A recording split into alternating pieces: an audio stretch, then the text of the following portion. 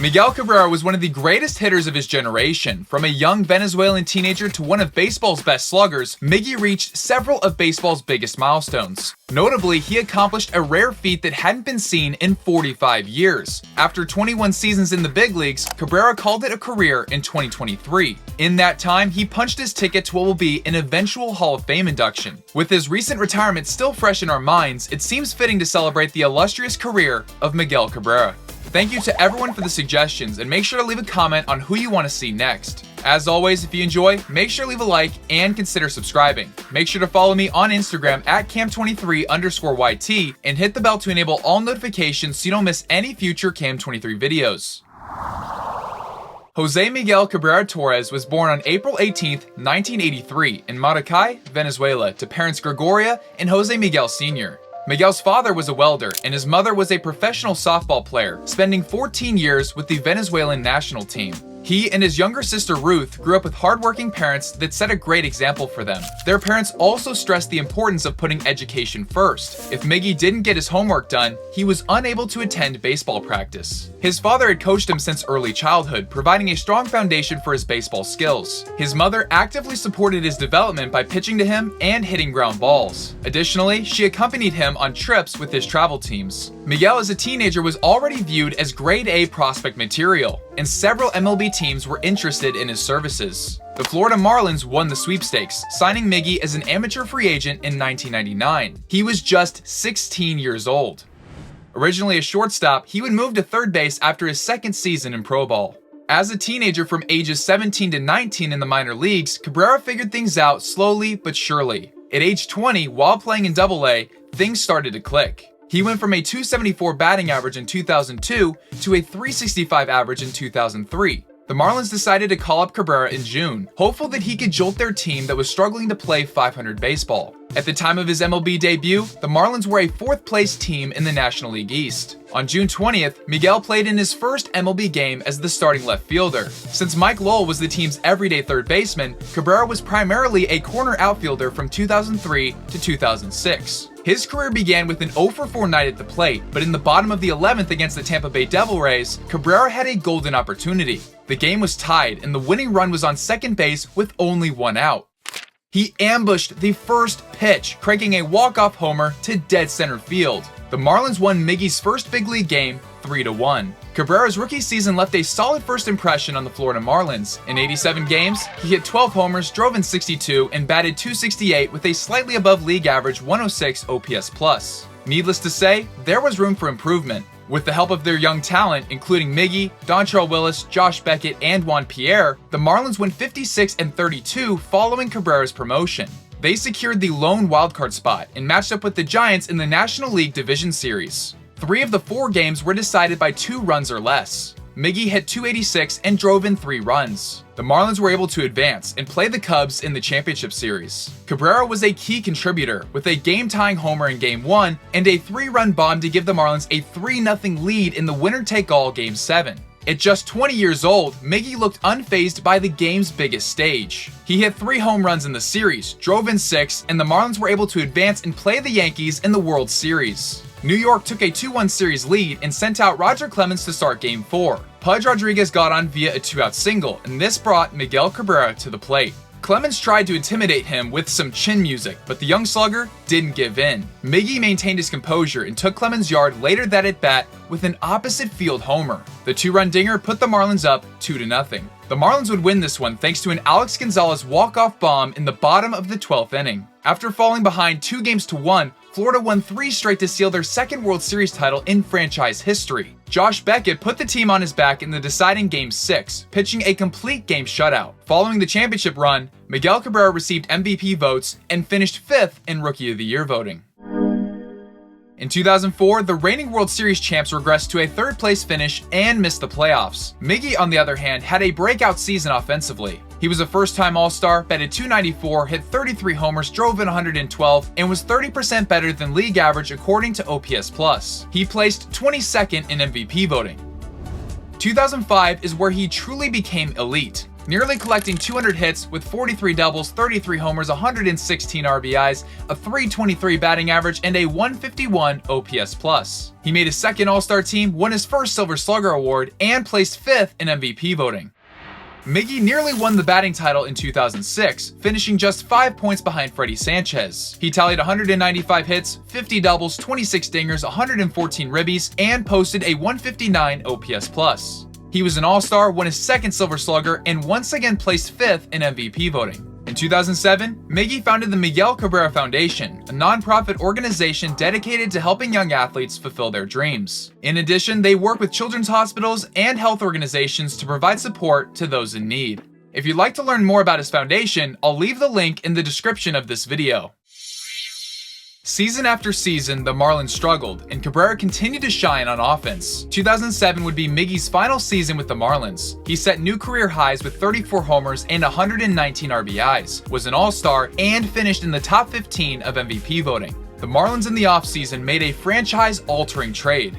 They sent Miguel Cabrera and Dontrelle Willis to the Detroit Tigers in exchange for 6 players. The Marlins' justification was to cut costs, but this turned out to be one of the most lopsided trades in baseball history. None of the players Florida received found much success with the team. Just 3 months later, Detroit locked up Miggy on a then franchise record 8-year, $152.3 million contract. With Carlos Guillen already holding down the starting job at third base, the Tigers transitioned Miggy to first base. The Tigers' plan immediately paid dividends as Cabrera led the league with 37 homers and 331 total bases in 2008.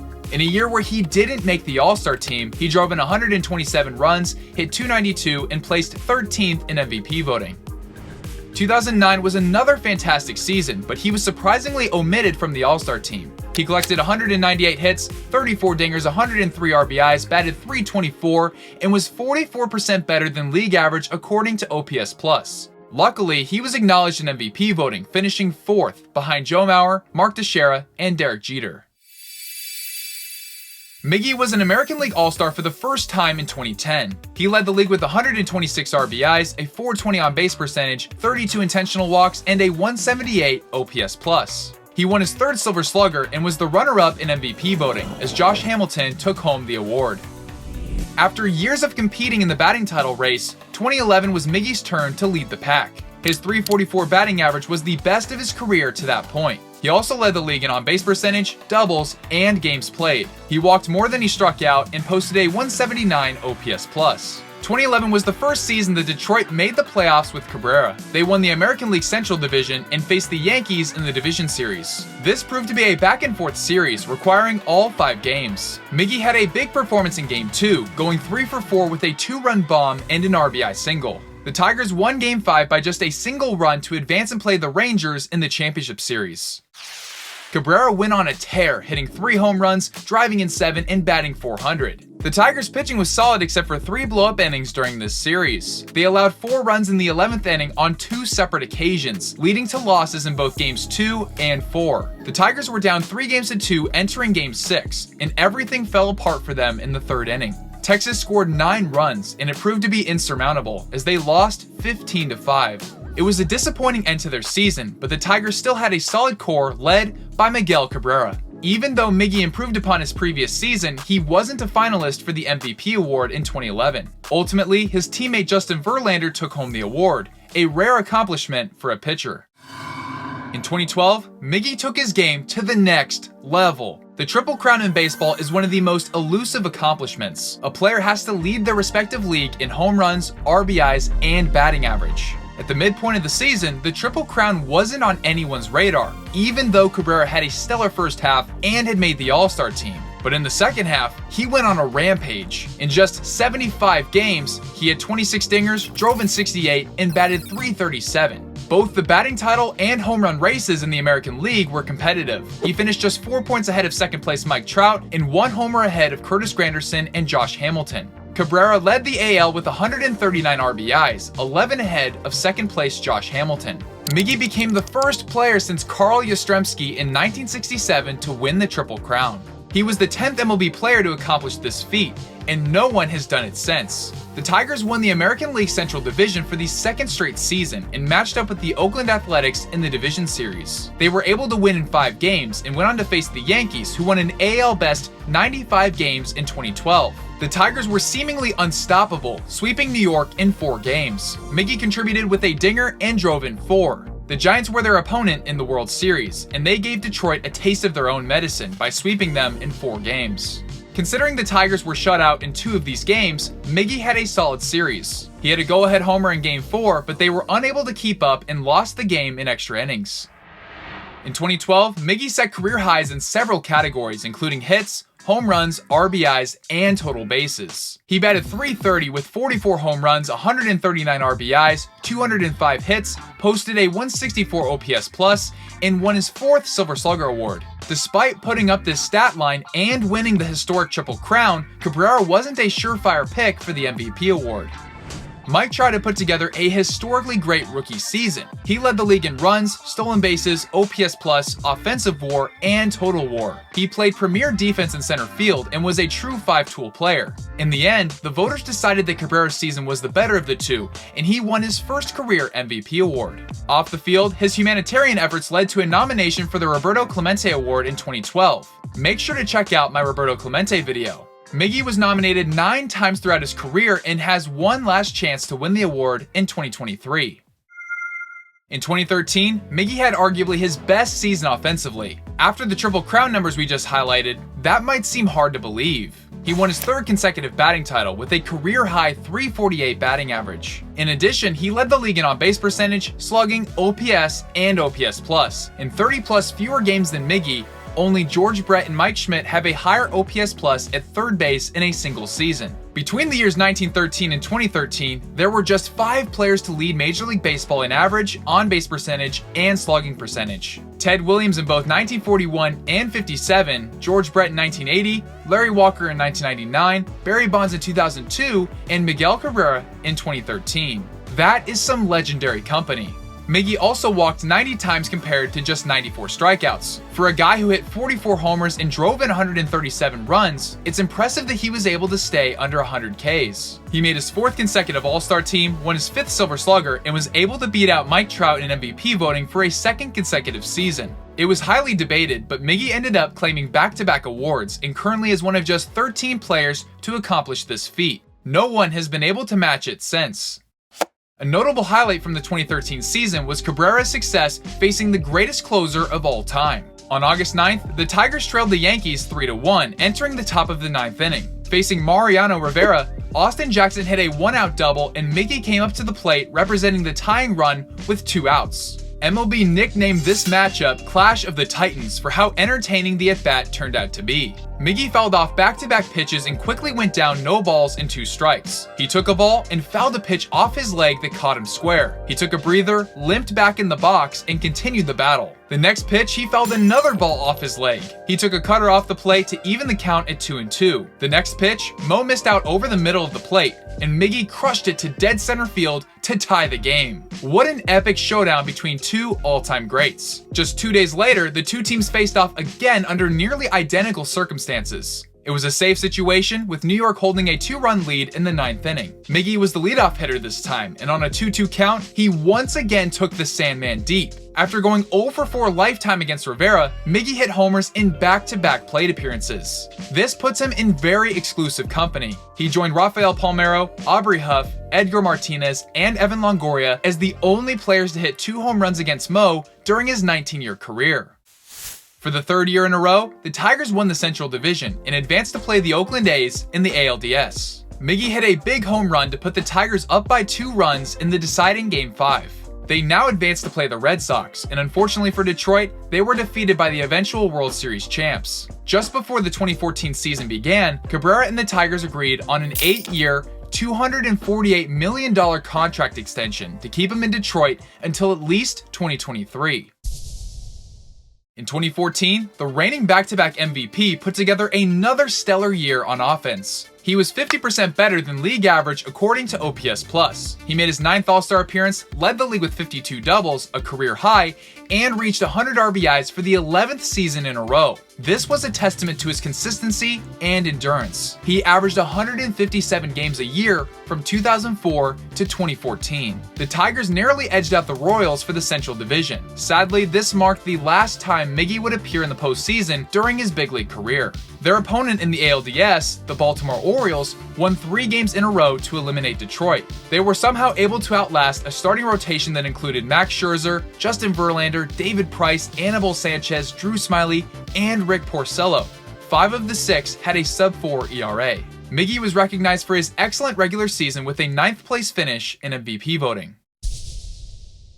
In 2015, Miggy battled a calf strain that kept him off the field for 6 weeks. He had aspirations of winning another batting title with a .350 batting average at the time of his injury. When Miggy returned in mid-August, he caught fire. In his second game after coming off the injured list, he started an 11-game hitting streak. In this stretch, he batted .523 with 2 homers, 9 doubles, and 11 runs driven in. In a 162-game season, there is a 502 at-bat requirement in order to qualify for the batting title. With 511 plate appearances, Miggy won the award for the 4th time in his career. Currently, he is one of just 14 players to lead their league in average at least 4 times. He also led the league in on-base percentage and posted a 169 OPS+. He made his 10th All-Star team, won his 6th Silver Slugger, and placed 11th in MVP voting.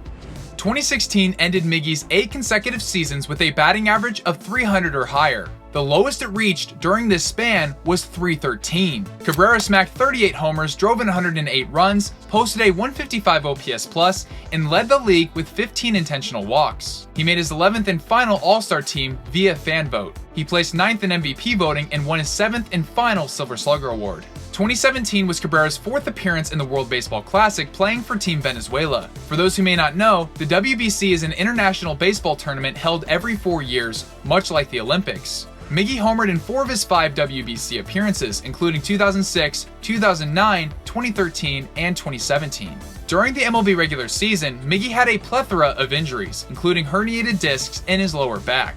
As a result, Cabrera was a below-league average hitter for the first time and posted a career-low .249 batting average. Father Time continued to hold Miggy back from being the elite hitter he used to be. He was limited to just 38 games in 2018 due to a ruptured biceps tendon. It was incredibly frustrating considering he was batting .299 and seemed to be having a bounce-back season. Miggy was diagnosed with a chronic knee injury in 2019, but was still able to play in 136 games. Overall, it was another disappointing season. The pandemic-shortened 2020 season wasn't much better. While he played in 57 of the team's 60 games, he was only 4% better than league average offensively. In 2021, Miggy reached 2 of his greatest career milestones. On May 12th, he reached 2,878 hits, passing Omar Vizquel for the most by a Venezuelan-born player. On August 22nd, Miggy was 1 homer away from 500 when the Tigers played the Blue Jays in Toronto. Miggy came to bat in the 6th inning with his team down by 1 run. Just as he had done so many times before, he changed the game with 1 swing. He drilled an off-speed pitch the other way for the 500th home run of his career. Currently, there are just 28 players in this exclusive club. On April 23rd, 2022, Miggy hit a single for his 3,000th hit. At the time of this video, he is one of just 33 players to accomplish this feat. Miguel Cabrera and Albert Pujols were legacy selections to the All-Star game. With Pujols retiring at season's end and Miggy's uncertain future, this gave fans and players the opportunity to celebrate 2 future Hall of Famers. In the offseason, Cabrera announced his plans to retire after 2023. In March, Cabrera participated in his 5th and final World Baseball Classic for Team Venezuela. During the regular season, he continued to battle knee ailments. However, nothing was going to stop Miggy's farewell tour. Many teams presented him with awesome gifts: a guitar, a $10,000 donation to his foundation, and a painting that depicted his home run against Mariano Rivera. Some of the other teams, well, they didn't use their noggins. The Tigers announced late in September that Miggy would serve as a special assistant to the president of baseball operations following his retirement. The final day of the regular season was also the final game of his spectacular career. Miguel Cabrera had the opportunity to catch the ceremonial first pitches from his parents. Then, his children announced their father's name as he walked to the plate in the 1st inning. Miggy received standing ovations throughout the entirety of the game.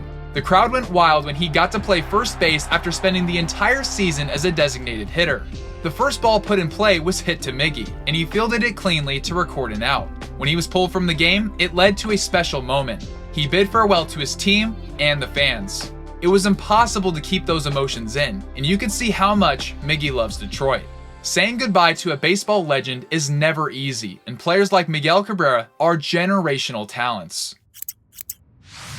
For his career, Miggy posted a 67.3 WAR, batted .306, tallied 3,174 hits, mashed 511 homers, drove in 1,881 runs, and posted a 140 OPS+. He was a 12-time All-Star, won 7 Silver Sluggers, 4 batting titles, 2 MVP awards, a Triple Crown, and the 2003 World Series. He is currently 17th all-time in hits, 25th in home runs, 13th in RBIs, and 13th in doubles. Including Miggy, there are just 7 players with 3,000 hits and 500 home runs. The other 6 are either in the Hall of Fame or would be if it wasn't for connections to performance-enhancing drugs. The group shrinks to 3 players with the addition of a career 300 batting average: Hank Aaron, Willie Mays, and Miguel Cabrera, 3 of the greatest right-handed hitters of all time. Miggy is bound to be a first-ballot Hall of Famer. When he becomes eligible 5 years from now, expect him to secure his rightful place in Cooperstown. Let me know in the comments down below your thoughts on the video. If you enjoyed, make sure to leave a like and consider subscribing. Thank you all for watching, and I'll see you guys in the next video. Later.